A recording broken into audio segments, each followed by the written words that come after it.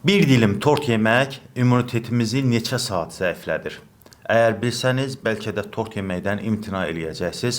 Çünki elmi araşdırmalar sübut eləyiblər ki, bir dilim tort yeyəndə və yaxud da hər hansı bir torta ekvivalent olan şirniyyat yeyəndə bədənimizin immunitet sistemi 5 saat zəif işləyir. Biz hər hansı bir şəkərli qida qəbul etdikdə, həmin şəkər sürətlə bədənimizə sovrulur və qan şəkərimiz yüksəlir. Həmin anda immunitetimizin xəstəliklərlə, bakteriyalarla mübarizə gücü azalır. Bədənimizin əsasən immunitet adlandırdığımız, bədənimizin döyüşçüsü sayılan ağ qan hüceyrələri şəkərə qarşı zəiflik göstərir. Çünki bədəndə şəkərin səviyyəsi qalxanda demək olar ki, ağ qan hüceyrələri gücsüz qalırlar. Və buna görə də siz hər hansı bir xəstəliyə yoluxduqda və yaxud da qrip olduqda, soyuq dəyməniz olduqda şəkərli qidalardan uzaq qalmalısınız. Çünki siz nə qədər şəkər yeyirsiniz, yeyin, ağ qan hüceyrələrinə, yəni immunitetinizi zəiflətməkdən başqa bir şeyə yaramayacaq bu.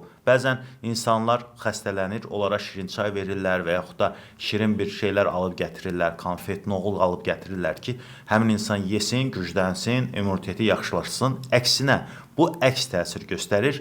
Xəstələnərkən C vitaminini artırmaq lazımdır. Bu da nədə var? Limonda var, pomidorda var və sair bəzi tərəvəzlərdə və yaxud da meyvələrdə var. Elmi araşdırmalar göstərir ki, bir dilim tort yeyəndən sonra ən azı 2 saat ağ qan hüceyrələri bakteriyalarla mübarizədə uduzurlar.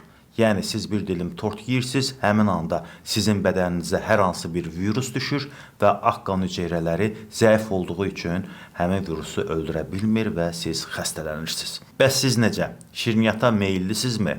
Tort və yaxud da digər şirniyyatı sevirsinizmi? Yoxsa həyatınızdan şirniyyatı ümumiyyətlə çıxarmısınız? Şərhdə bu haqda yazarsınız.